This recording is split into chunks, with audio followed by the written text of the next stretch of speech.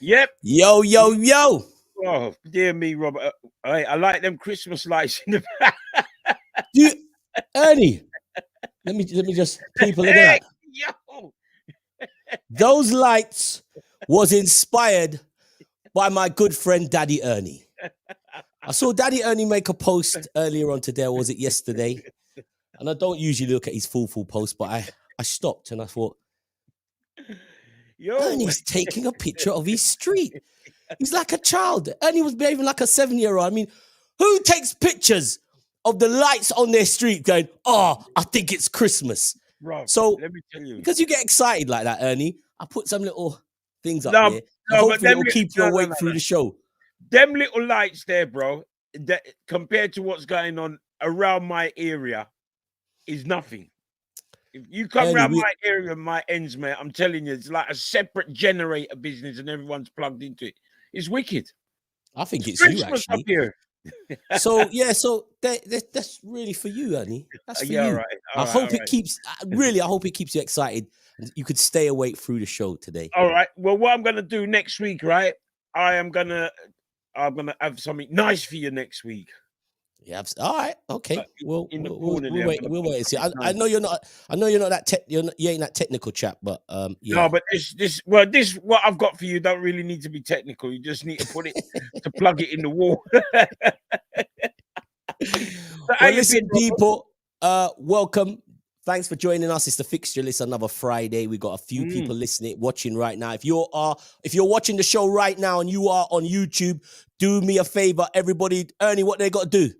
Boom, boom, boom, boom, boom, boom, boom, boom, boom. Just hit the like button. Hit the like button right now. Yeah. Do it right now. The quicker you do it, the better for us, and more people will join us. Because as we always say, man, we got to get the algorithms right. The algorithm. What kind of rhythm? All kind of rhythms, right? Speaking of rhythm, last night I was out with John Dubvender. You know John Dubvender, innit? Yes, and he's on Instagram, and I'm his 10,000th follower on Instagram. I looked on it, and he said he had 99999, and he said we're nearly at 10,000, and he thought that I was following him from a long time, but I wasn't. For some, as brethren and brethren, you don't really look. You know what I mean? I was the 10,000 follower. I feel quite good about that. You are dead on 10,000. Dead on 10,000, mate. If you go on his not page, bad for a very non-technical kind of brother. Kind of guy. Dubvender, would it be John Dubvender Records? Dubvender Records, yeah, man. John Dubvender. Very popular site for reggae. And yeah, man. Ernie, speaking of popular site for reggae, we lost an absolute legend. Day before yesterday, was it yesterday? Yeah, Wednesday. The great Robbie Shakespeare. Now, when people talk about Robbie Shakespeare, you know the name Sly and Robbie is like infamous in reggae. You know, even artists joke about it, like we're tighter than Sly and Robbie. And then when you hear the beats, like the beat you're hearing underneath you now, the taxi rhythm is one of those beats that it's like bass and drum combined give you immortal tunes, immortal rhythms. And this is just one of them. I mean, there's an example. I'm sure Ernie's got an example. But Robbie Shakespeare passed away on the 8th of December. Bass player extraordinaire, thousands of rhythms. Born in Vineyard Town, Kingston, Jamaica. Teamed up with Sly when they were touring with the great Peter Tosh. They formed the Taxi label. The rest is history. Dennis Brown, Gregory Isaac, everybody. Minor, winning the Grammy with Black Uhuru Anthem album.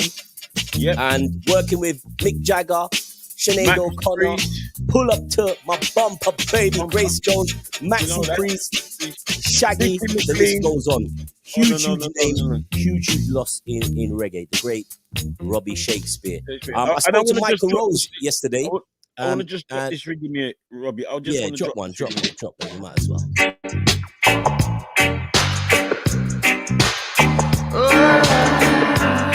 Oh man.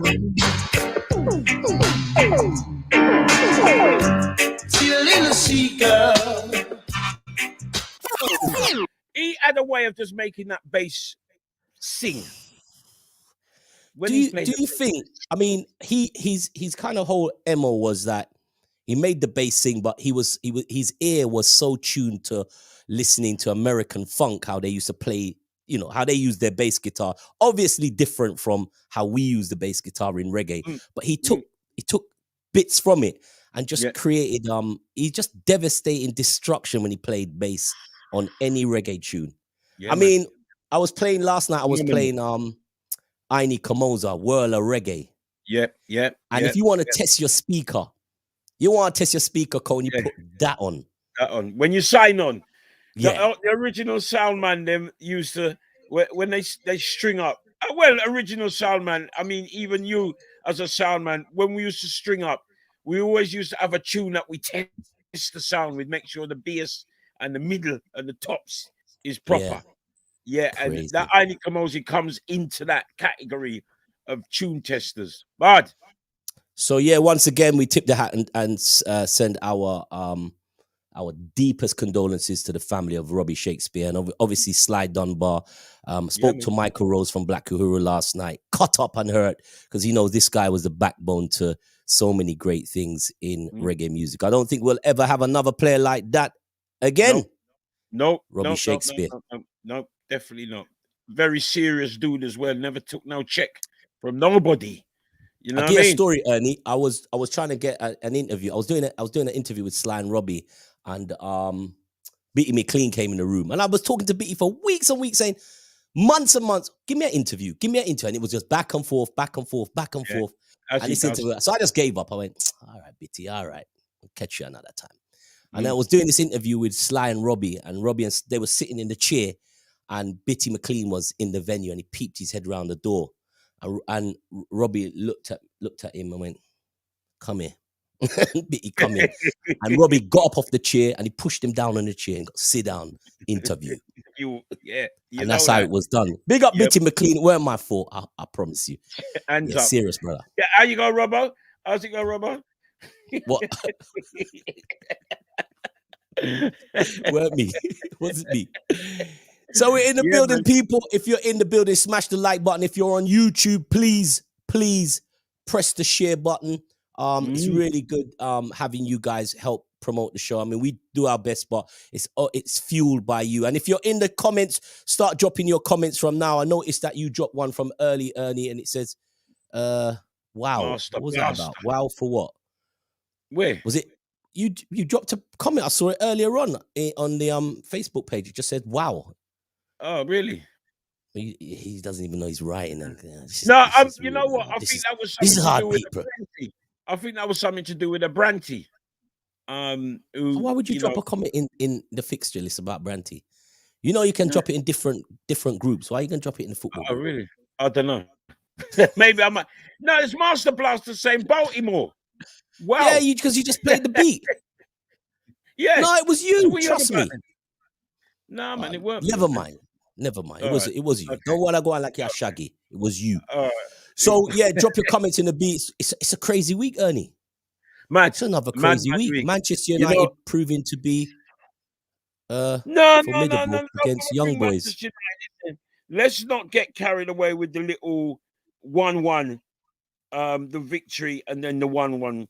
I like the way that my man. I mean, you're even up on him. You're calling yourself in by his surname now. You know what I mean, Robbo? I'm trying to bring that Manchester United love. We've had months of laughter, and you know what I mean. I'm trying to change the mood, Ernie. Trying to change the mood. You know what I mean? Lighten it up, man. You've had enough of that. I always knew that you was a secret Man United supporter, masquerading as a Liverpool supporter, because that's what you lot do. There's quite a few of you lot who masquerade as Liverpool supporters, but really, deep down, you're lovers of Manchester United. Sorry, mate, not me. Yeah, right. Wrong guy, Yeah, wrong guy. yeah. I'm only giving you, as I told you, I'm giving some Manchester United love because I want the stream to go up. So big All up right. all the Ragnicks out there. If you're a Robbo Ragnick, if you're a Paul Robinson Ragnick, if you're a, who else is in the chats? All these people in the chats. If you're a Master Blaster Ragnick, come in. You We know need that. You know Manchester that. United to get some love right now because they've been Yo, getting beer hate and fight for being well, such an awful football club, and it still yeah, is the biggest oh, club yeah. in the world. In the world. Yeah. Amongst all that, still is the biggest club amongst the world. You know, I'm in around the world, you know. So yeah, big up to Mr. Ranier. I like the way he's talking. Did I see any improvements last week? There seemed to be a little bit more togetherness all of a sudden. But there again, Michael Carrick kind of instilled that in the few games that he managed before he left. What did Michael Carrick do? Michael Carrick didn't do anything. No. Come on, Robbo. He done it. He well, put it this way. He put what's his name, Ronaldo, on the bench, and somehow I don't think Ollie was going to be doing that. So put him on the bench, and he shuffled around a little bit. He got 3 results. I mean, you know, he left undefeated. He left undefeated. Tipper Irie, man. Come on, Tipper Irie. This is the man who had so much talk. He said, Robbo, I'm going to text you at half time. I'll be there. I said, listen, when I start put on the goal on you, don't run, you know. He's gone missing, innit? He was like, yo, Robbo, I'm off for a sauna. I said, yeah, but you had a sauna the day before. I'm having another one. How many goals did Liverpool put? Is it 4 or 5? 4. I can't remember. So it was 4 or 5. Yeah, regular beating. Yeah, Arsenal. Yeah. We are going to talk about Arsenal later on. Crystal Davis is going to be joining us, but also going to be joining us, and he's here right now, I believe. At Manchester United. I wonder if he's Edu Ragnick as well. DJ Edu in the house. Well, go on, Edu. Yeah, man. Sorry I'm late, bro. Just came in. No, you've arrived right on time. On time. Daddy Annie, how you doing, bro? I'm not. Well, I'll tell you what. You're smiling. Last time I saw you, you was down in the dumps. So I said to Robert, I'm gonna be listening keenly to what Edu is saying tonight with our interim manager. What does he think about interim manager? So I'm waiting. I'm anticipating what you're gonna say. I think a lot of people took Edu's comments on board. He was very, very harsh. I mean, Eddie Nestor was harsh with you, Ernie. But Edu was harsh with the whole of the Manchester United fans, the board. But he told the truth. Edu, you were so 100% right. The only thing you didn't predict, which I predicted, I said he'll be gone in November, like the good song says.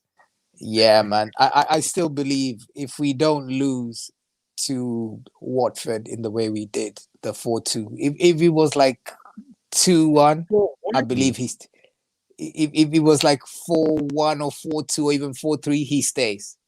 Yeah, I thought that was the final nail in the coffin, losing to Watford, didn't it? Because we could take it against City and Liverpool because we know that they're, well, one of them's better than us. I'm not too sure about the other one. The other one got kind of lucky still. The COVID Premiership champions, them got kind of lucky. Right? but also, I think the biggest problem we had, I think, is when you look at the team and what Ollie was doing with it.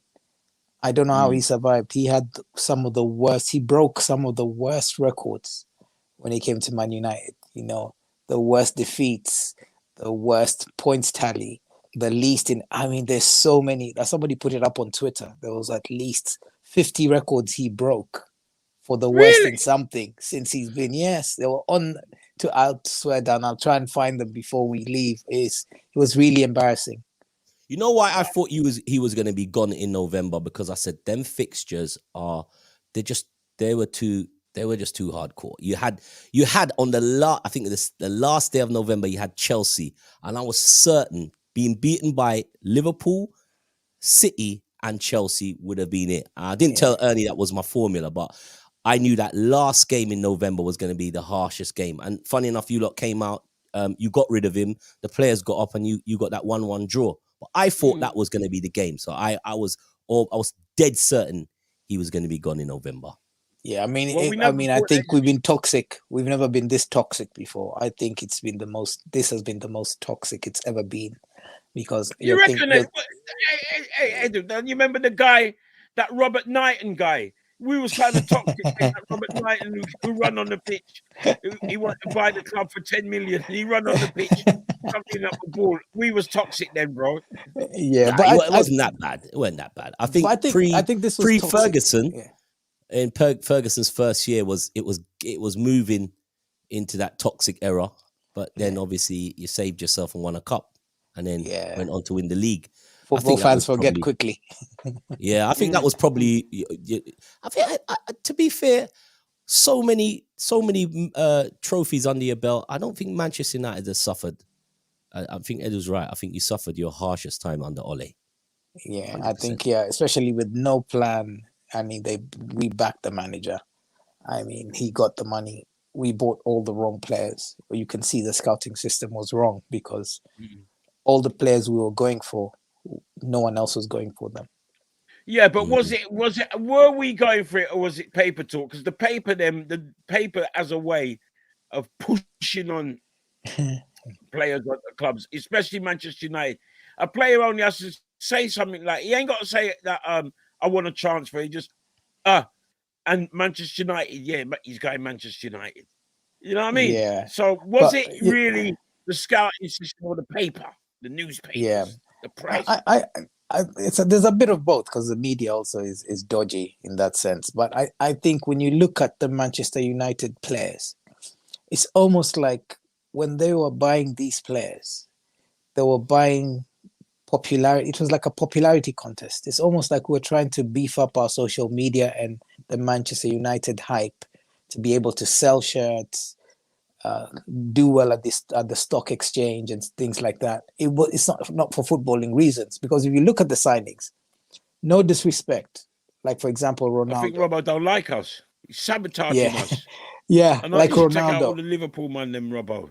What's going on? I don't think we needed. We technically did anyway, not while need Robbo Ronaldo. tries to get back everybody in, hello Robbo, and the internet. Yeah, I'm still here, pal. we didn't need Ronaldo. Oh, okay. Do you agree, Daddy? Ernie, I think you need to refresh. No, we brother. never. Yeah, we didn't need Ronaldo. Me? But yeah, give it a refresh. Give it a refresh. Robbo, you can hear me, Robbo? Yeah, I can hear you. I'm hearing every word you're saying. You're making more sense than my learned friend. It's so good to have you back on the show. Yeah, I think Ernie watches too much of what happens in the newspaper, and I'm telling Ernie, social media, that's where it's at, bro. You gotta check that. Yeah, and it's funny when you look at some of the kids who play five-a-side, some of the younger coaches who watch Manchester United. Some of the things they were saying before, this is exactly what the coach is doing now, which leads me to believe that something was definitely fundamentally wrong with the coaching staff, with everything that was going on behind the scenes. These men look like they were not being coached. It looks like they were just coming out and being told, okay, do what. Ragnick has come in 1-2 games, and you can already see a structure. You can see a way of playing. So what were we doing before? You know, and we paid for the likes of Wan-Bissaka. People like Luke Shaw have been on playing, not really playing. Play for 3 months in 8 years. They're given a chance to just keep, wrecking the team, and they're always picked. Only had favorites. What do you think about the two guys that's come in for Luke Shaw and Wan-Bissaka, Tellez and Dalot? What do you think about those guys? Could you see them having a continued run in the game? I mean, Luke Shaw played well the other night, considering it was just young boys, but it is Champions League football, and he's a proven fullback. But could you see Tellez getting a longer run in the team, and Dalot? I think they get the longest run, because you remember after the young boys game, Luke Shaw was not very happy because he was taken off at around 69, 70 minutes. Obviously, he wanted to play more, but the manager did say that he did tell him he wanted him to overlap and go forward more and he wasn't doing it, so he took him off.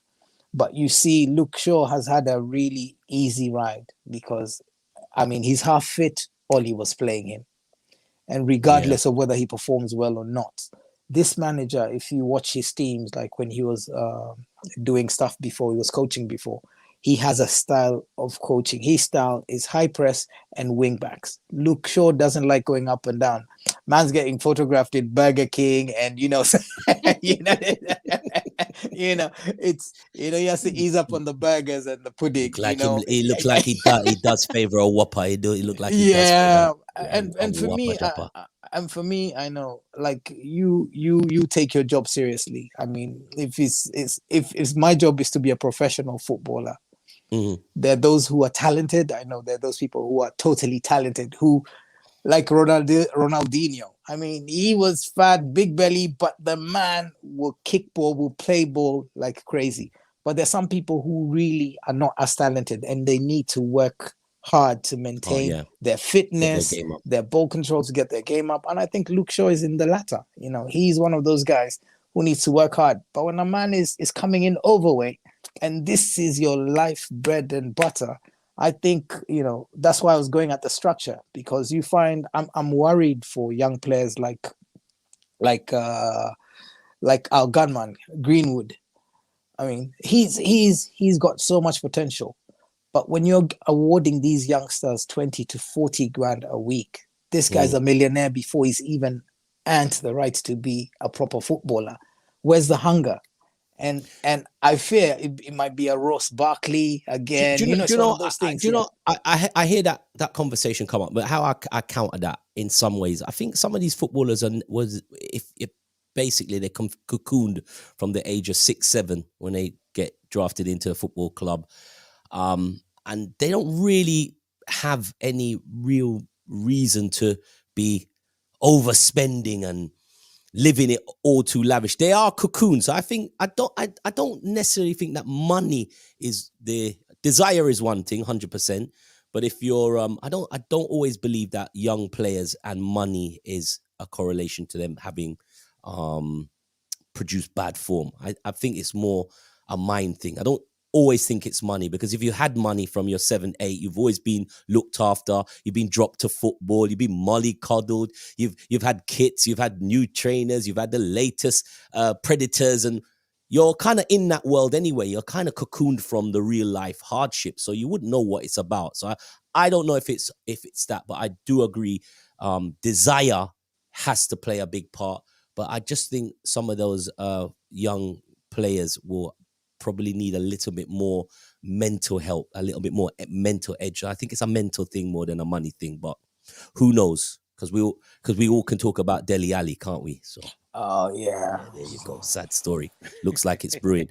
Well, she's in the house. Crystal Davis, Talawa TV. We got to welcome her in the house. But while Ernie's back and Edu's in the house, I'd like for you guys to it's not even January yet.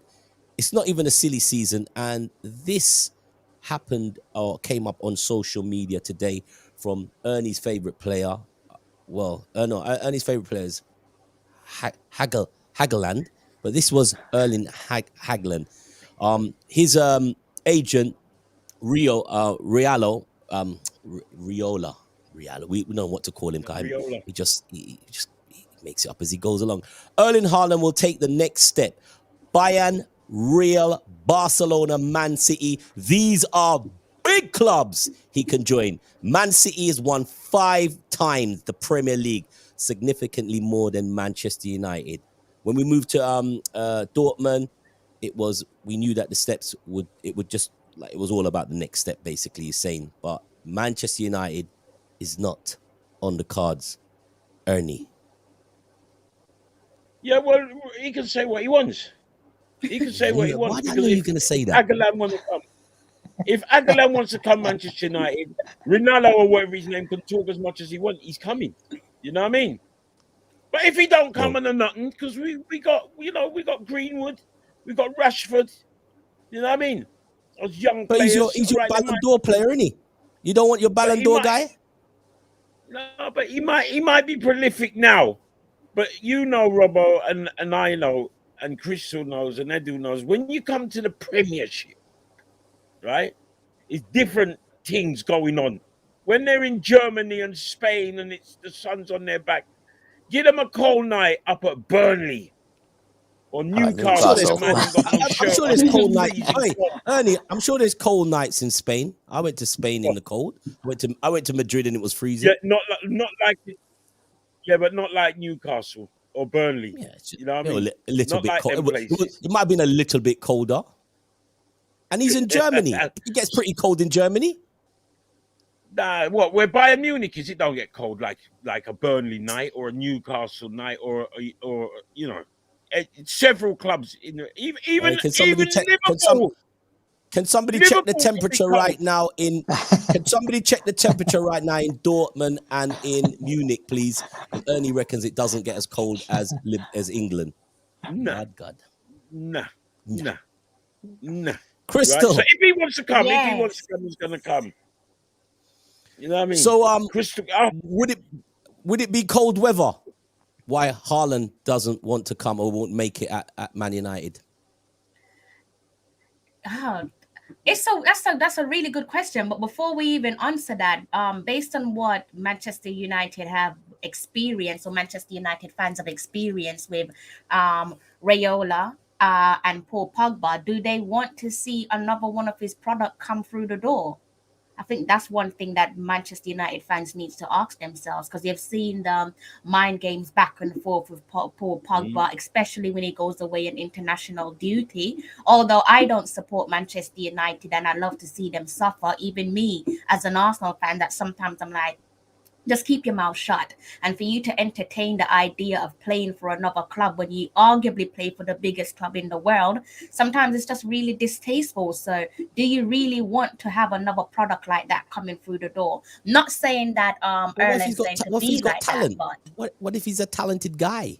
talented, yes, but it's the agent. And I believe, if I'm not mistaken, Sir Alex Ferguson spoke in the past about Raiola, if I'm not mistaken, and I don't think that he's a fan of his. So, but then again, that would be their problem. So, you know, if it all goes downhill, then obviously I'll be celebrating. But I think that's something that they definitely need to consider. Well, my thing is with players and agents. Then you get somebody who can negotiate with Raiola properly. That's all. Well, Build a maybe relationship with him. Yeah, maybe our interim manager might have a little say so. You know what I mean? Because if Raiola has players all over the world playing at top clubs and they do really well, what's the problem with Manchester United and Raiola? Build a relationship. No, well, maybe he doesn't want to. Maybe he sees himself as coming but in. he likes Manchester United's money. Man United's got money, so yeah, he's gonna try to keep the relationship with Man United. Why? It's money. Well, maybe they decided that they don't want to keep the relationship with him when it comes to money.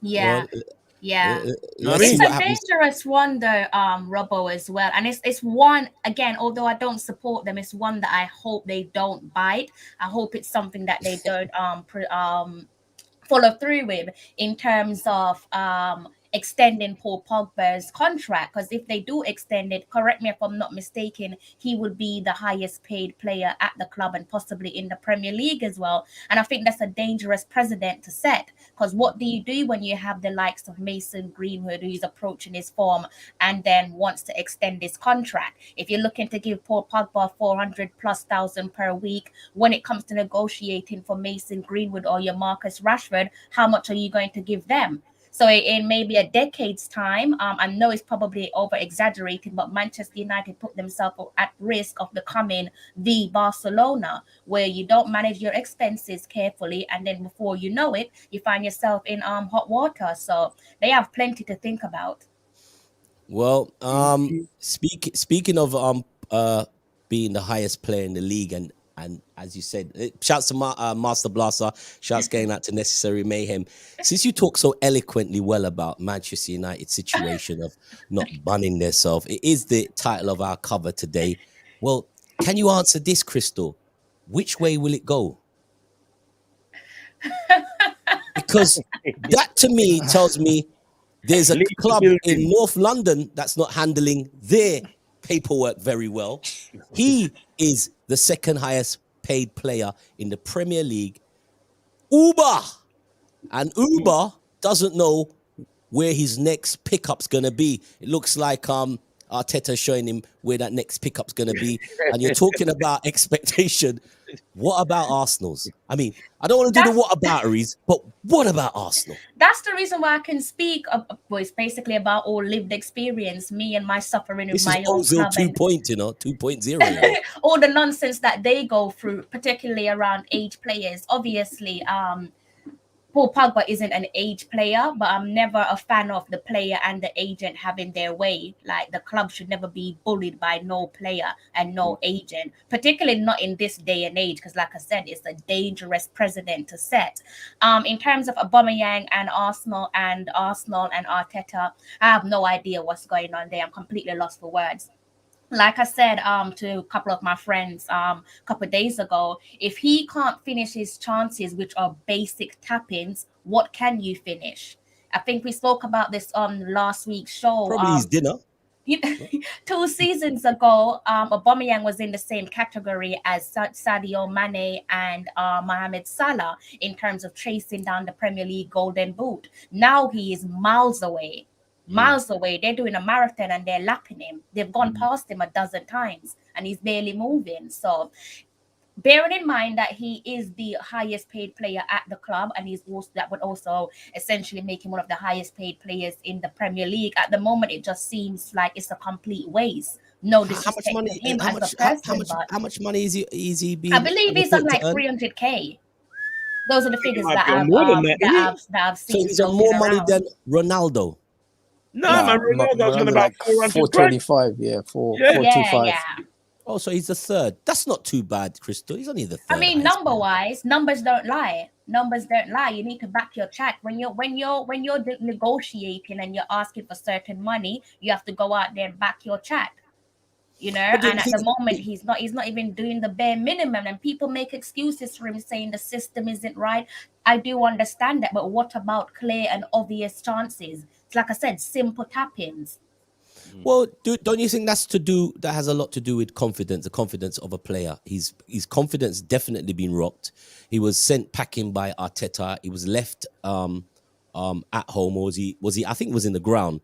And I think from that incident with Arteta, I don't think his relationship with the manager has got back, even though he has the captain's armband. It's an awkward place to be. You're not favoured by the manager. You've been made to look like an absolute by the manager. And, you know, you are the third or fourth highest paid player in the league, and your confidence is rock bottom. I think all those things have contributed to why he can't even put in a tap in. Yeah, fair play, but at the end of the day, he's the club captain. The likes of Saka and Emil Smith-Rowe should be looking up to him. It's not down to the youngsters to carry the team. It's down to him as the leader of the ship. He's supposed to be leading the guys, and at the moment he's lacking leadership big time. It's down to the play, it's down to the youngsters, and this has been going on since last season, where we're heavily relying on the young players. So yeah, you are right that confidence is part of it, but one way of polishing your confidence is by scoring goals, and he's not really helping himself at the moment.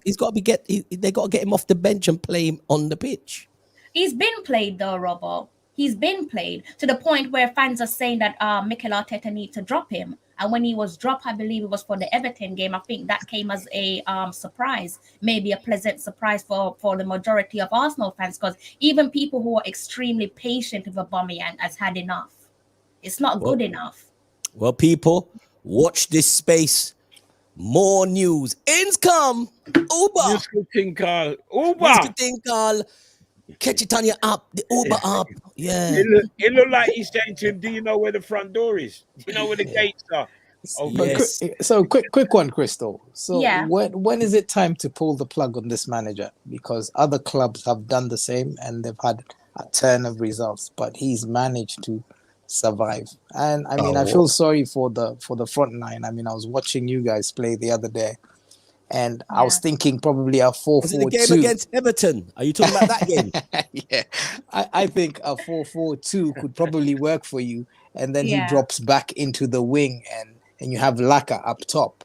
So Yeah. that way, when you're defending, you have more men in midfield. But when you attack, I mean, I think when he was scoring his highest goals, that's kind of where he was deployed in the wing. But you would kind of be a 4-4-2 when you were attacking, and he would have somebody to support him, because obviously he wouldn't hit a bundle with a pass. I mean, there's things that are lacking in his game, but with Lacazette up top, they complement each other. Yeah, and probably one I think holding that's up why. play. Yeah, that's why he was scoring so many goals. So it's But like a when is it for this manager?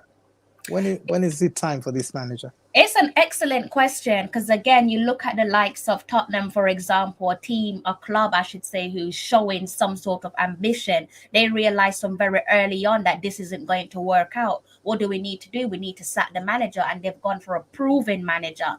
And again, yes, it's taken Manchester United some time. Few seasons, I believe, maybe 3 seasons, to finally realize that this Oli formula isn't the one. I don't know. Unfortunately, it looks like Arsenal are going down that similar route that Manchester United took, in terms of ex-player, trying to be patient with him, believing in, trusting the process. I don't know what the process DNA. is, but I can say DNA. I do not trust you, because you're not giving me a reason to trust you, because you're indecisive. You're also playing the role of a hypocrite, because it seems to me that in the past, what we've seen, particularly last season, it's one rule for one player and another rule for another player. And he did clamp down really hard on his young players, particularly Guendouzi.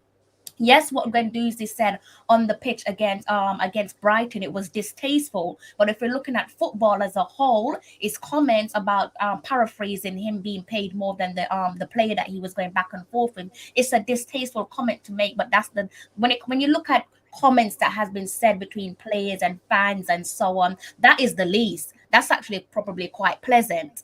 Right, so for him to actually suffer the brunt of what he said, and yes, I don't know what goes on behind the scenes.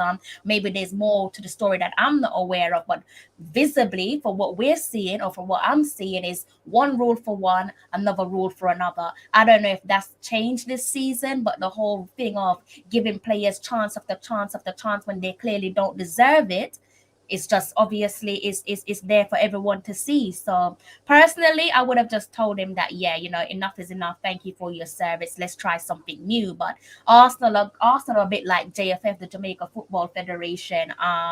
They are far from proactive, and that might come round to bite them. Yeah, exactly. Very, very. And that might come around to bite them when you start looking at those December fixtures, because that's when we tend to struggle, when you have those heavy fixtures coming back to back. Then and you're only playing once a week as well. That's another thing. How embarrassing is that?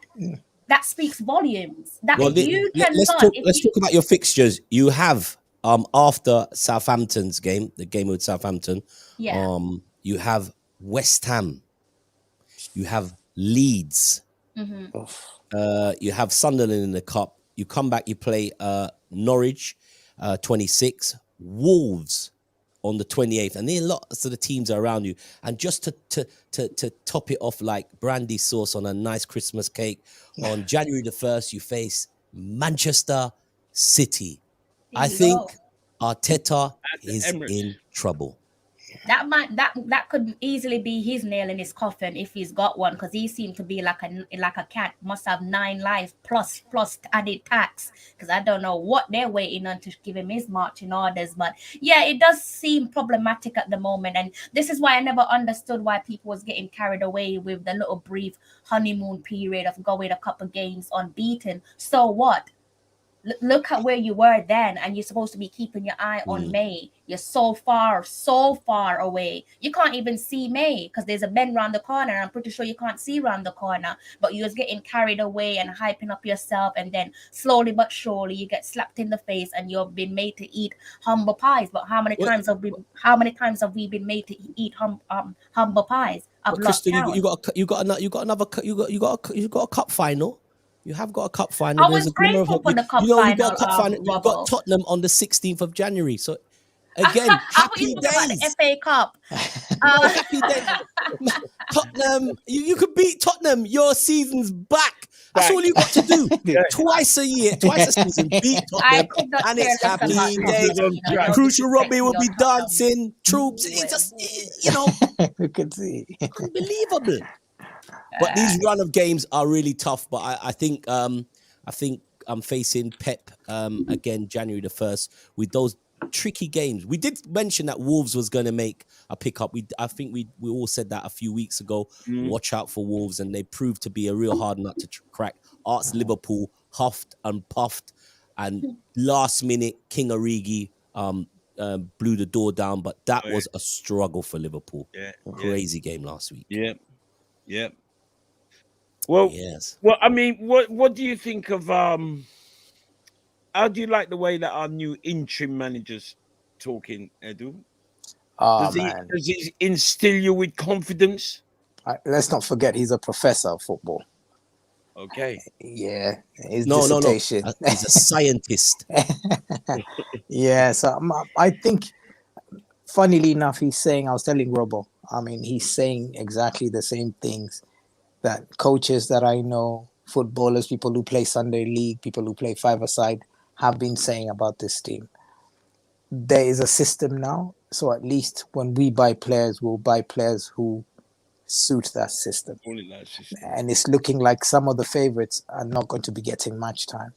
I mean, the likes of McTominay, Wan-Bissakas, and the likes of Luke Shaw. He said in his press conference, Luke Shaw could make the squad if he works hard. And that's what we want to hear. There's competition for places. He's giving young people a trial. Kids are coming out and playing.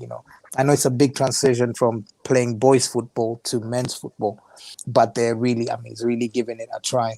And I like that, there's a clean slate and everyone can play. But I don't know if it's too late, because today Martial says he wants to leave in January. Donny van der Beek is not so comfortable. Pogba is another one. So I don't know whether this is kind of like to protect what's coming, because maybe all these players could leave. But if they have systems in place, a system that we can adopt to, and we can buy the right players, I think we compete again, as opposed to do you have any sympathy with although it wasn't a statement directly from Martial, it was a statement from his agent. He says Anthony Martial wants out immediately. That's that Philip sure. Lambolet is he saying, he said he just wants to play football and doesn't want to stay in January. I'm sure Daddy Annie will tell you we are surprised, but we are not surprised, because the only problem is, obviously, Martial is a really good player, very techy. I mean, his reels look really good, but he's lacked the consistency, obviously. But when you see these players go away and play for France, it's different. They're bagging goals, they're enjoying their football. So, and that's what I was telling Ernie. Ollie's might, in the long run, cost us more than he actually helped us, because this is a repercussion of his poor management style and his poor man management. Yes, because if that was Ollie against young boys, we'd have played our first team and we'll probably lost that game.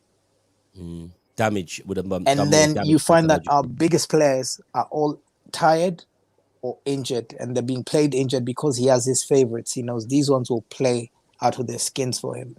And you're always laughing when Klopp rolls out the boys. You always laugh, and I said, well, he doesn't care. Klopp clearly done business. He made 8 changes in the game we won against AC Milan. Yeah, he couldn't care less if he had lost the game, because he knew that half the squad are kids. It's not a big team. Yeah, but the mentality in the team is, when the big guns come back, the big guns do what the big guns do. Our man was probably the same. It was a good time for him to take a look at some of the fringe players. We'd already qualified, so it didn't matter if we lose. And he needs to get to know some of the fringe players. So I love his comments after the game. He does really remind me of Klopp, because the BT Sports commentator was asking him, like, did you plan this, right? You planned to. He went, no, I didn't have a plan. There was no plan. I just wanted to see some footballers. And he goes, the goalkeeper, what a wonderful debut for the goalkeeper. And he just threw the the commentator off because the commentator was down on systems, and he obviously wanted to clock Michael Carrick and Ole before him, and he was like, "No, I didn't have a plan. I just wanted to see the players." And there's that level of confidence in what you do. You can see it in those conversations, which was obviously miles away from where Ole was. Ernie, are you looking forward to seeing Manchester United play as opposed to the Ole days where it was dreadful? You didn't know what to expect. Anything could happen. But at least now you've seen how the boys are pressing. You've seen there's some tactical now. You've seen even Ronaldo is pressing now because he knows his position might be in danger. I know he's older now and he can't do the whole press kind of game and taking the ball off the other team, kind of like how Liverpool do, So and obviously they can't do it the whole game, but you can see there's a style, and the Maguires are being protected now.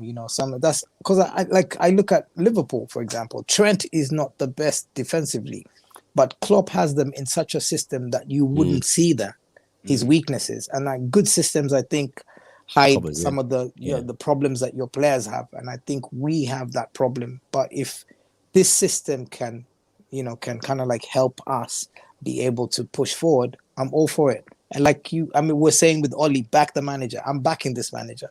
Whatever he wants, if he wants you to come and play in midfield, I'll back him. If he wants Robbo, I'll be like, this guy's don't do it. Don't go that far, Edu, because then he's going to start talking about his right foot from 1966. His left foot from 1960s. We don't want to hear it. Listen, half time, Brentford versus Watford, and Dennis the Nigerian is putting Watford in the lead. I wonder if it's because Ivan Toney is not playing. I wonder, Crystal. Wagwan. Watford. They're starting to turn. They're starting to turn. Well, we did say, we said that Watford weren't going to go down. We said that. It's interesting because I think Eddie Nesta touched on Brentford, didn't he, some weeks ago? Yeah, but he was all sentimental, Eddie. He was like, oh, don't want I'm saying they could get caught in the slide. Couple games, 3 games, and you're in the slide. Yeah, exactly. It's not easy. It's why it's arguably the most competitive league in the world. You can't afford to slip, and if you slip, you can't slip for too long. But you're right. They're looking like they could put themselves in the danger zone, and it's quite scary for them, given that they're about to approach the busiest part of the season. And if it stays the same throughout the Christmas build-up, Boxing Day, and early New Year's, then definitely, I think there probably be shouts for them to, unfortunately, go back down in the Championship. But hopefully that isn't the case. What do you think about Ivan Toney, Edu, and Ernie? He's a very deceptively clever footballer. Doesn't show because people think that he's got an arrogance and a cockiness, but he actually handles his part of the pitch really, really well. He never looks like he's under pressure, and gives me that. Just listen, it's just my opinion. He's got a very Drogba-esque about him. He handles his part of the pitch, and it makes the rest of the team know once the ball is up in the last 18, it's okay. It doesn't matter. It's okay. What do you think? I say baller, man. Absolute baller, man. I rate him highly. Yeah. I think I saw him do a move against Everton the other day. Did they beat them? Brentford. They beat Everton? No. Or they drew. Anyway, I saw him do a move at Everton where... No, they beat them. They beat Everton, man. They beat Everton. 1-0 game. He scored a penalty. He scored a penalty, innit? That was a 1-0 game, yeah. Yeah. And I see him do a move against Everton where he kind of showed them the ball and dragged it back and pushed it to a man's foot. And I said, yeah. Yeah, man. He's got tech, they man. Just go after that and went off and lost to Leeds. Who? Yeah. I think they went after that and they went and lost to Leeds. Who, Brentford? Yeah. Okay. Well, we get in... they've got a very... I don't know, Crystal. They've got a very influential lady up there by the name of Lorna. Lorna Faulkner. I was speaking to her the other day, and the things that she tells me that she does up there, I said to her, "Who's the manager? What does the manager do?" So it's going to be very interesting when she comes on the program, and she gives us an insight into what it's like for. I would imagine that a man does the same job, but hearing a woman doing that job, and there's not too many of them in there. I mean, are you aware of her, Crystal? No, it's the first time. What's her surname? Faulkner, Lorna Faulkner. She's For kind of Brentford, you said, right? Yeah. She does. Well, the things that she tells me that she does, and it's a man's world, as they say. It's phenomenal. But there again, we got so many female commentators now and all that. I think we're going to be something of the past soon. They do. Hey, Yeah, I hope she can do halftime team talks, because their games coming up is sticky. They face after Watford. They play Man United. On Tuesday. They play Southampton. They play Chelsea December. They have Brighton December 26th, and to top it off, just like Arsenal Gunners. with the brandy sauce, lovely little game just before the end of the year. They face Man City. Whoa. I think they are going to be. I won't say it. I won't put my mouth on them. Big up Brentford. No, I don't think they'll go down. I don't think they'll go down. I think they'll stay up. Well, I reckon I did say that's my prediction, even though it hurts me to say. I think that they're gonna have a tough time unless they turn it around the back end of the season. But Man United's got the easiest run in the world for the next few games, so you should be all right. Man United definitely ain't going down, isn't it, Ernie? Well, no. Any way it goes. I mean, we've gone down before, so we would never say it won't happen now. No, it won't happen now. And even if they do, we still draw the biggest crowds. Ernie, did Tottenham actually play their game? I asked you. Is their next fixture cancelled? Well, they're supposed to play Rennes, Rennes. I think that's a French team. Yeah. They're supposed to have played them in the Europa. That was supposed to be on Thursday. Well, that game was called off due to I think 8 players contracting coronavirus. Yeah. North London, Tottenham is under heat, but we got a message from a popular supermarket in North London, and they were saying, they put out a statement saying the store will continue to trade during the busy period, but you will not be able to use the car park. The car park is out of use until Antonio Conte says you can come and park now. So yes, Tottenham's got problems. Sainsbury's car park is under siege, mate. But yet, it looks like their game in the Premiership is going to be called off as well. Is it at Tottenham? They haven't got no players. 7 of their players has gone down with this coronavirus thing. So it doesn't look like they're gonna, and Norwich as well. Norwich is waiting on a few players to see if they can fulfill their fixture against Man United. Yeah. So it don't matter what Norwich is waiting for. They're going down, so they're all right. they still got to fulfill their fixtures though. Well, we'll see. We'll see what happens, because Boris is keeping the hottest raves right now. Well, I heard that you're scheduled to be there on New Year's Eve. Right now, no lie. Edu, I don't know about you, but me, I look at bookings from Boris. Boris, I give me a booking. Man, me turn up want and some play money. Because right now, Boris is keeping the hottest dance. Them dance got no restrictions. Come in. No, just come true. Any amount of you, just pass through. Yeah. So I don't know who's gonna win the Omicron trophy this year, but Liverpool, Chelsea, and Man City are still the 3 top teams. It looked like Chelsea, they're wobbling. But we'll talk about the fixtures coming up. There's so many fixtures going to be jammed in. Before I talk about the fixtures, Ernie, you said a friend of ours has a job. It wasn't confirmed, but I went on to Talawa TV on their Instagram, and this was confirmed today. The second of... Now, this guy looks sadder than Ole.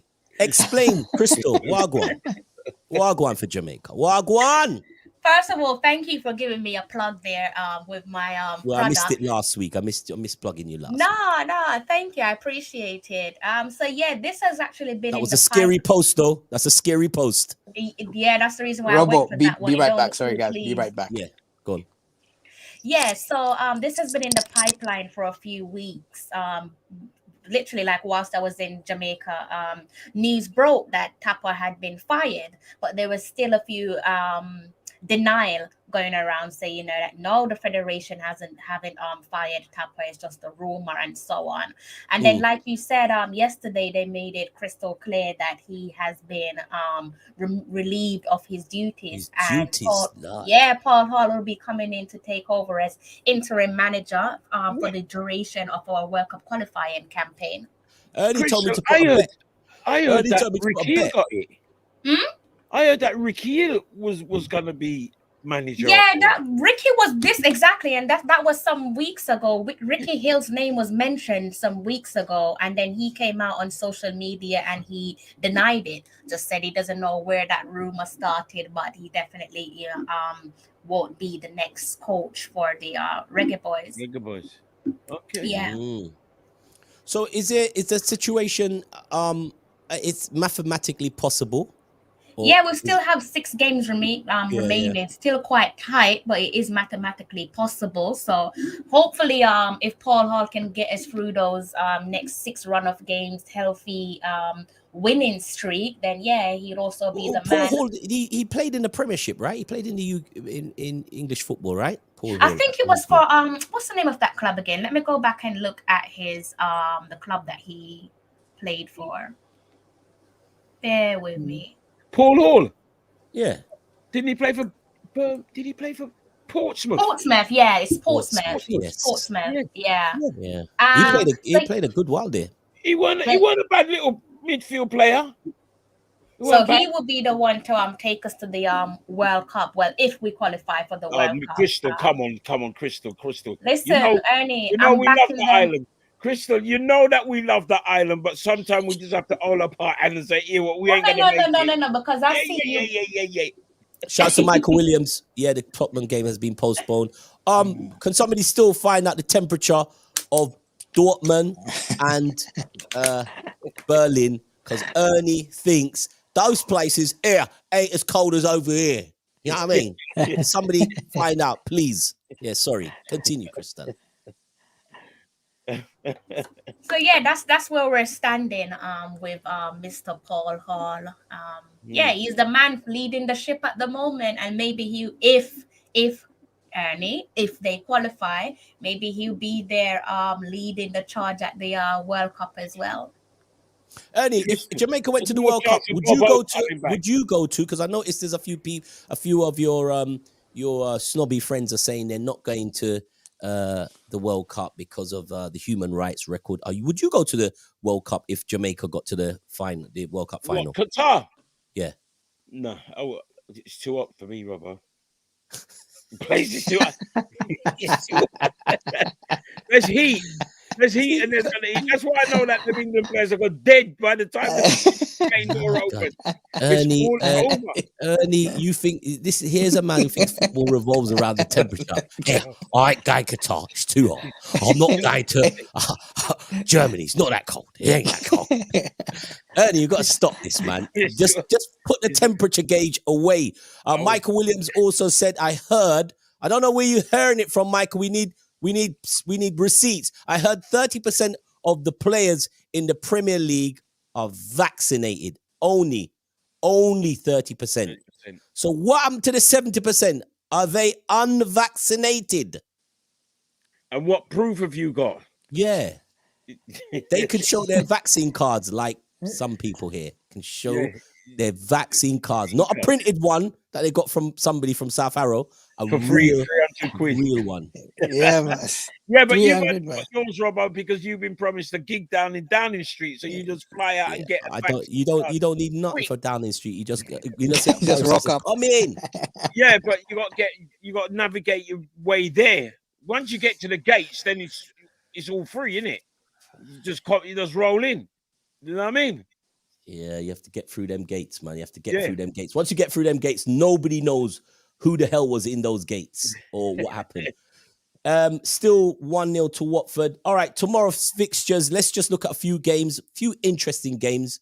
But I'd like to start with Arsenal Southampton.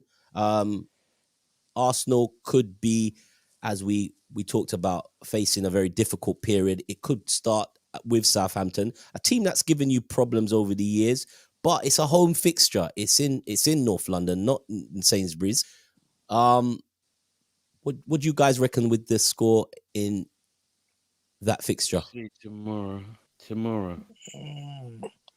I'll go Southampton, because what happens with managers like Arteta and Oli is they end up always breaking these weird records. And I know Southampton hasn't beaten them at home in maybe 60 or something years. I might be lying, but it just looks like one of those days where he'll break another record. I'm going for 1-0.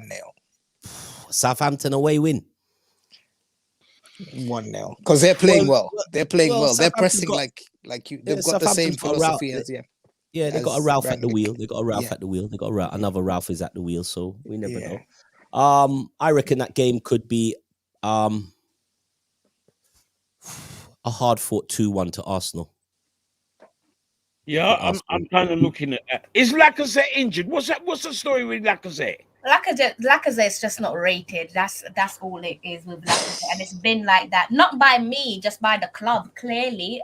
Because he's been like that. It's been, if you check the Lacazette's record since he signed for Arsenal, even under Arsene Wenger, all these substitutions. I'm sure you guys probably remember. 70th minute comes, Lacazette substituted. And when you think of that, you have to give him so much credit for his professionalism, because he could easily have been that rotten egg for Arsenal. And he remained so professional and just focused on his job when he's able to. So, yeah, that's where Lacazette is concerned. He's not injured. I always thought he was an overrated player. I thought he was very overrated, overpriced as well. Lacazette? Yeah, because he scored a lot of goals in the French league, but just from the moment he walked in the Premier League, I never got to that point where I was impressed with him. His finishing is clearly is where it's at for him, but then they say, his gameplay, his build-up plays back to goal, but he's never really impressed me for the money Arsenal spent on him. But I don't know. You never know. Tomorrow he could be the guy who scores the winner. Chelsea face Leeds, an interesting game because we want to see if Chelsea continues to slide down the table. As I predicted, it's going to get tough on Chelsea, but Leeds is a gimme, right? Stamford Bridge, 3:00. Hold on a minute. What am I looking at here? Oh, sure. Phone's messing about, Robbo. Hold on, let me just. It's too cold. Probably too cold, Ernie. Oh yeah. Put it on the radiator. The radiator's gone off. Get it to Chelsea. Yep. Let's see on the upset Patrick tapping. Oh, what's wrong with Patrick? Don't worry about it. Patrick might as well pitch up there himself. Oh, Chelsea's playing. When's Chelsea playing, Robbo? 3:00. They played against Leeds. Just give us your prediction and put the phone on the radiator. I told you. Tomorrow. Tomorrow, Saturday. They're playing. Oh, I'm looking at next week's fixtures. No, I'm looking at next week's fixtures. Hold on. Oh yeah, I got you. Chelsea Leeds 3:00. No, I think Chelsea's going to take that one. I think Chelsea's going to take. Chelsea takes that game as well. Yeah, they have to, but I agree with you, though, Robert. They are looking a little bit rocky at the moment. Particularly when you look at their last Premier League game. Was it last week when they played against West Ham? In the live London on derby? TV. Live. Yeah, and then in the Champions League as well. I think many expected them to finish winners of their group in the Champions League, and they let it slip. So surely they can't afford to let that happen tomorrow. They've got injuries though, right? They do. They've got injuries, and Roman has been in town. How significant is it? Roman turned up in town, and all of a sudden things start going a little bit pear-shaped. Could this be the end of Tuchel? No. Too early for that. But they they're up against it. And if you really want to see how good this manager is, because they were talking him up like he was on Pep and Klopp's level, which is an absolute joke. I don't know how people can just talk up a man on that level without proving anything. But Chelsea fans think that he's on that level. Let's see how good he is with injuries. We'll see if he's a good manager then when he's got 4 or 5 players out of his team. Liverpool got a tough game. I think it's going to be a very, very tough game. Ernie can't wait. Steven Gerrard returns to Anfield with his Aston Villa band of merry men against Liverpool, and Klopp is like legend McClart. Legend boy. Well, 3-0 Liverpool Aston Villa. No. 3-0. No. 2-1, Robo. 2-1. Yeah, 3-0. yeah. They're not getting a goal. There's going to be a lot of emotion there, and Steven Gerrard, whatever will be fell over. Hey, the fans will give him a welcome. They will welcome him, rightly so. They'll do all of that, sing Steven Gerrard, hits them from 40 yards and all them songs. Listen, when the whistle blow, nothing for them. There's nothing for them. Well, as long as who's that midfield player they got? McGinn. Could have McGinn, Maguire, Magoo. It doesn't matter. McGinn, as long as he don't fall over like Steven, he'll be all right. McGinn, Maguire, Magoo, it doesn't matter. 3-0. You reckon? 2-1, Robo. Mane's nyamming that. He's got business to do in Africa soon. He needs his what do you call it? Goal bonus. He's got a couple more hospitals to build. Bonus. 3-0. Okay. What do you reckon, Crystal? It's an interesting one again. Obviously, Leon Bailey is out. He's out until round about Boxing Day, so he's not going to be participating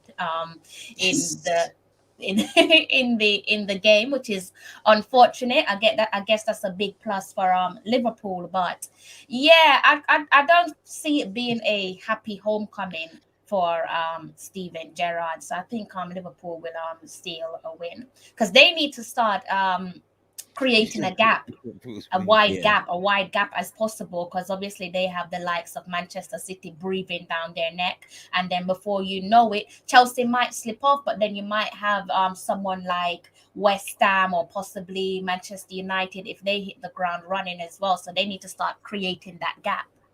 I don't think Liverpool are gonna. I don't see Liverpool making any impression in terms of gaps. Before January, if it happens, really? Even Man City. But they're going to have to before that, though, Robert, with all your players going AFCON. Yeah, I think those are the games that keeps us tied in with everybody else. And look, Patrick Tappins wrote no Kante, no Chelsea, and he's absolutely right. When those important players leave, you have a problem. You really do have a problem. So Liverpool will definitely have a problem without Salah, Mane. 100%. But I don't see no gap being drawn unless Manchester City does their usual thing and just go off for a jog and it's all over for everyone. But we have to wait and see. I disagree with sorry to cut you off, Robert. I disagree with what Ron Biggs is saying when he's going to make Liverpool win. I don't think so. Yes, he is a Liverpool fan, but he's not here to do Liverpool no favors whatsoever. And at least you can correct him for, I guess, trying to make a name for himself, if you want to put that the right way, unlike some managers who have just been given big jobs at big clubs and they've failed. At least he's, testing the water and trying to make his way up that ladder. I don't think he's going to go to, it's at Anfield, right? Yeah. I don't think he's gonna go to Anfield and just give you guys 3 points. That's news breaking story. If Steven Gerrard returns to Anfield and walk away with 3 points, so he's definitely not going there to bend over backwards for you guys. Yeah, on paper it does look like a tough game, but I think they are going in that game to do really well. They beat Liverpool last season 7-2. Steven Gerrard's their manager. I think they go in that game so angst where Liverpool's rested players come back, and I think they get the job done. I think they put Aston Villa to the sword. But hey, the other game, obviously 7:30 Saturday night. It could ruin your soup, Ernie. You're going away to Norwich City. Oh, Manchester United on the road again. Ragnick at the wheel. I think that one will be 3-1 Manchester United. 3-1 Manchester United. Ronaldo to score. Greenwood to score, and probably Rashford to score if they all start. I'll tell you what, though, what a goal by Fred last week. Proper goal. Yeah, it was a proper goal. He did well. Come on, Robbers. I put a little bit more We punch. all know it was a cross, right? You know it was a cross, Ernie. You know he was trying to find Ronaldo, right? Well, proper goal. Top corner, mate. You know, I agree with you. Ronnie Biggs, and he's a Manchester United fan. That's what I'm saying. What's happened to Ronnie Biggs? I have to have a word with him, man. He said Fed, but he means Fred. Fred is crap. Well, 100%, mate. 100%. That goal that he scored last week made up for a couple of weeks before. And no matter what anyone says, last season he was our top player. He was all right, mate. He's all right. He's done his bit last season, so he deserves to do his What bit. did he do last season, Daddy Ernie? If Fred was playing for Brighton, Wolves, that would suit him. That is his level. He's not that killer that sits in the middle of the park for Man United. No, Roy Keane is so right. We know that. But he done a job last season. We finished second and he was in the team. And even this season, when he doesn't play, our midfield looks shaky, rude boy. The thing is, Daddy Ernie, for me anyways, obviously you know your club more than me, but I think one of the hiccups that you might find later on in the season or as the season go on is you do have a handful of players who can be a little bit irrational at times. I think Fred is one of those players, and I also think as good as he is, Eric Bailly is also one of those players. And Wan-Bissaka and Maguire. Can we add those to the list too? More than a handful of players who can be extremely irrational. So well, we know about the Titanic. We don't really need to talk about the Titanic, right? We don't need to talk about Ronnie Big says United's got no choice. They got to play those irrational players. Got no choice. Got no midfield. We got no midfield down there. Okay. Well, I know one thing. With what's the name at the wheel? When we come to Anfield, mate, it's going to be a different story. Ain't going to be no 5-0 up at Anfield. Oh yeah. You're getting turned over same way, mate. You're getting turned over same way. You're not ready yet, man. Okay, all right. You're like when certain people cook chicken. It just you need a little bit more. You need browner. It's just not ready. You're not ready. Well, anyway, Ernie gets blinded by players that play in the MU Muppet shirt. He does, doesn't he? But Master Blaster is a Liverpool supporter. So what more do we expect from him? You know what I mean? Listen, your best player, he's like by far and away, is Cristiano Ronaldo. Anybody says another dirty word about that player there is an absolute fool. That is the only reason why you are where you are in the table and the reason why you qualified for Europe. Is he better than player? He's better than Marnie then. That's what you're saying. As a finisher, he's the best talent. He's the best finisher in football. I ain't taking back my chat. Right. Cristiano Ronaldo. Okay. But Salah's just amazing. Yeah, he's amazing. But is he better? Mo Salah, is he better than Cristiano? As a finisher, no. Oh, thank you. All right. Well, I don't business what else you want to say. I just want to hear them words there from you. I don't know, but because he was a better player when he was at Real Madrid, Juventus, and when he was with you now. The record speaks for itself. You can't give Salah more than Ronaldo. Ronaldo's just gone 801 goals. So he clearly is the better finisher. But right now, right here, right now, Salah is amazing. Oh, all right. Anyway, Ernie ain't gonna take these blinkers off, man. Yeah. But once a red, always a red. Yeah, say no more. That's the way it should be. That's the way it should be. You know that. These last couple games, let's get through them quickly, because I don't know. It'd be a very interesting game. Tottenham's postponed, as we know. That was confirmed earlier on against Brighton. But two interesting games for two different reasons. West Ham are chugging along neatly in the Premier League. They licked down Chelsea last week. Mm. And they are cementing a European place. It could be, if they go hard enough, they go top 4, they push Manchester United out of the conversation. Yeah, Who I knows? don't think they're gonna get top 4, Robert.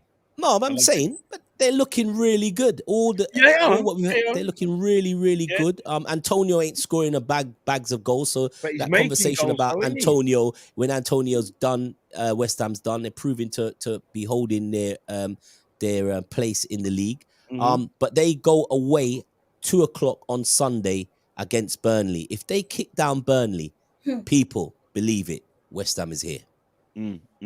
Yeah. Yep. Sean Dyche and his merry men up there. Did you see him in his shirt the other day? Well, there's about 6 foot of snow. My man's out there in his shirt. Ronnie said, why are we talking about top 4 after 15 games? Because it's a good place to talk about it. Why are you talking about top 4? What? So, Ronnie, do you think the top 4 is going to change what it looks like right now? At the end of the season? Yeah, the first 3 places are definite nail on. So there's only one position we're talking about. I think we'll be there. I think. Hold on a minute, Robert. Let me look at this table here and see what's going on. It can't. Warm up the phone. Should be Liverpool, Man City, Chelsea, and West Ham. No. Well, that's what I'm saying. It's not going to move that far because the first 3 are definitely. I think they're in the. Them 3 are in the top position. 4. Yeah. So Chelsea could slip to 4th. Liverpool could slip to 4th. Yeah. But them 4 are going to be. Them 3 are going to be in the 4th. It's just a place for one more. So yeah, I think we should be talking about top 4 because it's quite clear that front 3 is not changing. It's 10 points to Liverpool. It's 10 points to Liverpool. Liverpool's got 34. United's got 24. The 4th spot is going to come from either United, Tottenham, or West Ham.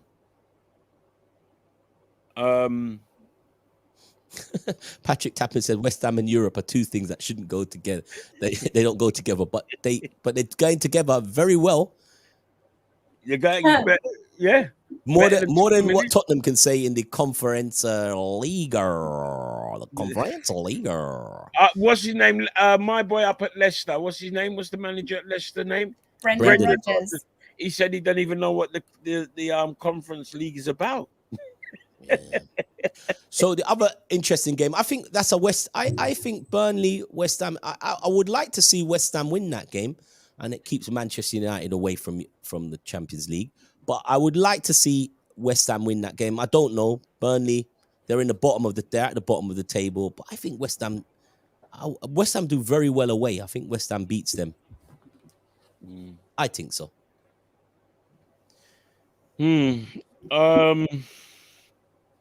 No, I think that's a draw. Because Burnley's been without being at the bottom of the table, Ernie. They're at the bottom.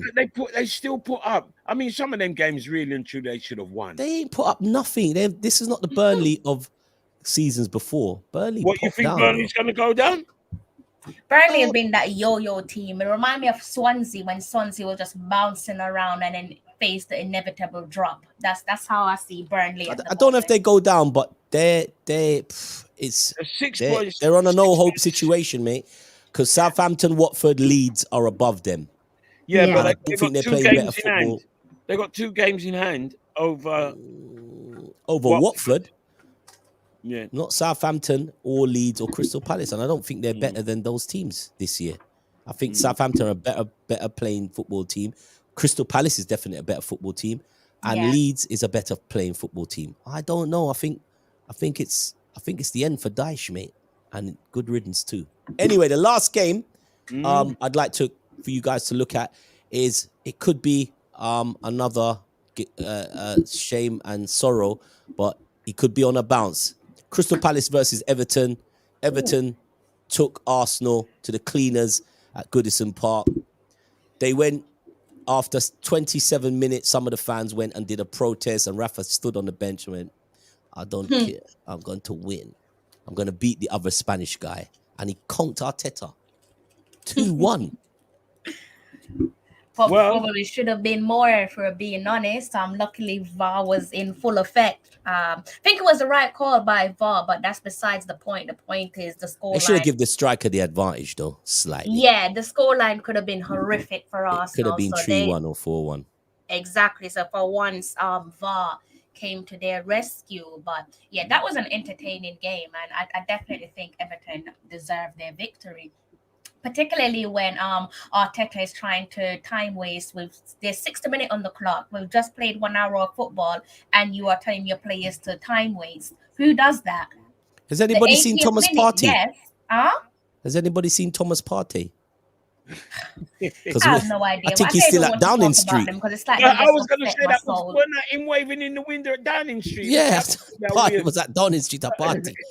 I don't see him play football yet, you know. It's ridiculous. I don't see Thomas turning up, mate. No, nor do I. And he was the man that they wanted for their midfield. There was a lot of hype about him coming and all that, but since he's arrived, computer says no. I think since he's arrived, he's only given Arsenal a handful of good games. A handful, and that was probably when he just came through the door. Since then, it's just picked up a couple injuries here and there, and he's not looking like the same player that he was at the same player that we saw when he was at Atletico Madrid. I don't know if you put that down to the system, if you put that down to the coaching. I don't know what you put that down to, but he just does not look the same. I think he's another one that doesn't like Arteta. Could be. It's Teta. Yep. You reckon it's Arteta, Robert? I reckon it's Arteta, man. He's got something about him. I don't know if it's. And you don't just lose that overnight. That's the issue. Yeah, I don't know. Well, I don't know. I think it's the hairstyle. It's another one with the deep black polished hair. He was like the one before. I don't know. I don't want to be like Ernie and say, them Spanish boy there. Because I know that's what Ernie wants to say. You know you want to say Ernie, but I don't know, I don't know about Arteta. Let's see what Tricky Nicky's got to say. Tricky Nicky says Salah is as good as he gets right now and is not in Ronaldo and Messi's class, especially in terms of achievement or talent. That's questionable in terms of achievements. I think he can win. I think he can win a lot of trophies. I think he could come close to those players in terms of winning. He could leave Liverpool, go to another club, win sack full of trophies. But you're right, I reckon, Tricky Nicky, in terms of his maybe personal achievements in terms of. And remember, let's face it, the achievements for Ronaldo is goals, man. Goals on top of goals, and Messi goals on top of goals. Messi was at a Barcelona that was on an incredible winning streak. United with Ronaldo, and obviously Real Madrid. So that's the only thing that to me puts him apart in terms of achievements. I think that he could possibly win a few, but I don't know. Who knows? Mm-hmm. Can't write them off. Shouts to Tricky Nicky, big up Ronnie Biggs, Patrick Tappins. Shouts to everybody that hit the show today. It was good, Ernie. Yeah, you know that. You was all right. You was all right, man. You was all right. You know. I think we're on a little comedy vibe next week, aren't we? Yeah, I think we have a few comedians stepping up next week in the building, and we're not talking about Ole. We are actually going to try. You know, there's no show that over the last how much in months that his name ain't been mentioned, and his name will be continue to be mentioned for the. No, we don't have to mention Ole. We have a new joker at the wheel. We have a. This is the new joke. Sorry, Crystal. And don't be sorry to me. It's not a joke. It's a circus. This is bigger than. But hold on a minute. So, are we seeing the rumblings of a Wengerian now, Ollie? Ollie, Crystal. Are we seeing the rumblings of a Wenger with Arteta? I wouldn't even put him in the same bracket as Wenger, but all I'm saying is he keeps talking about trust the process, and we've heard that from the Crown case as well. But what is the process? Because I can't put it together. I can't see what process they're referring to. It's just all false hope, and the only person they're fooling is themselves. So. Yeah, I don't really have many positives to say about Arteta at the moment. Honestly, you know what? I was very neutral about Arteta, But it's when the man thought that he could stand up in front of Klopp and get mad. From that time there, said, This nah, was man. some weeks ago, right? No, but I'm still raging like Klopp. I want to slap him up. I want to do him But something. not like, but they kind of like it. But they kind of like stuff like that on the touchline. Yeah, but he done it, and it was supposed to get to the players, and then you got spanked 4-0. Yeah, kind of like it. I think he could take Klopp though. I think he'd take Klopp. He will knock out Klopp dentures, them rubber. Yeah, man. Full. Yeah, well, Klopp's a big boy. Yeah, but I think he can big German lad. Yeah, I think he can take Klopp. And Definitely. apparently it's warm in Germany. So who said that? You said Who it. said that? You said No, it. You said it's warm in. You said it's warm in Germany, and it's warm. Let me go find the. I need to find this temperature for this man here. I said it's a bit warmer in not Germany, warmer, Ernie. than a cold night at Burnley. No. Remember, Bayern Munich ain't up in the Bavarian mountains. If they were up there, then yeah. But they're on the flat. Well, they got Bavarian mountains. At least you know that there's Bavaria and it's cold in Bavaria. Yeah. But not where Bayern Munich is. Why? No. Cologne and all them places ain't cold. Cologne is like different. Burnley. Cologne is warmer. But That's what I'm Cologne. saying. You know what I mean? That's why, Agalan. Don't worry, mate. When he land at Old Trafford, I want to hear what you're saying. I can't believe Ernie knows about Bavaria. You can spell it, Ernie? They sell beer up there, mate. Well, right now, let me just. It's 2 Celsius in Munich. It's 4 in the UK. Right. What are you saying now? Well, it's 2. It's colder. What? 4 what? It's 4 what? It's 4 Celsius in London, and it's 2 in Munich. So it's warmer colder in London. No, you never said -4. You just said 4. It doesn't have to be minus. Your great wisdom is like it's warmer in Germany, and I'm saying it's not warmer in Germany. Okay, all right. I stand corrected until such times. No, you're not for stand corrected. You must go stand in the line and go on queue and go and get your jab and get yourself to Germany and go and test the weather because it's cold in Germany, man. Okay. Listen, people, thank you for hitting up the show today. It's been a blast, man. Love all the comments coming through. Remember, the show's on tomorrow. You can watch it 12 midday if you've got a Sky box, a lean box. Actually, no lean boxes. Channel 182 on Sky. So you can watch the show 12 midday. They're gonna chop it up. Obviously, gonna leave Ernie's best bits in there. It's what makes the show. Yeah, it's what makes the show, in it. Crystal, they leave Crystal in there because Crystal's convinced that Jamaica's going to make the World Cup. Did they actually leave Crystal? I haven't seen it. I don't know. I'm Crystal, your boss. So if you're watching the show on repeat, you can also watch it on YouTube. But what we ask you to do is press the like button. It does help, man. And thanks to all the people that watch the show on Facebook. A lot of comments coming in on Facebook on my personal page, but didn't actually come up on screen. So and Crystal, the barrel not haven't you done the barrel yet? Unpacked it yet? But Daddy Ernie, you tell me say I got Jamaica in January. Yeah, but I want to see what you bring for me, so that I don't bring back the same thing when I come. This if it can fit you. Jeez! Oh. Jeez! Orange one as well, you know. Wow. Orange. Shouts going to Kamwana. I'm looking in from Nairobi. Big up DJ Kaji. United fans from East Africa also in the house going crazy. They're going crazy. You know, Man United's hot in East Africa. So shouts to you guys. We'll be back in the building next week. We do comedy next week. It's comedy every week, as Michael Williams said, but real comedian them in the house. So catch the show next week. Shouts to Crystal, Daddy Ernie, me, Robbo Ranks. Catch me on my socials at Robbo Ranks. Talawa TV. How did they get you on your socials? Just on the name that's on screen. So you guys can head over to my YouTube channel, hit the subscribe button at Talawa TV, or find me on Instagram or on Twitter. Again, at Talawa TV. There you That's go. where you can And find Danny all of Early us. at vibesfm.net. Boom, Don't boom. look for Robbo Ragnick. It's robboranks.com. Peace, people. We out. Man.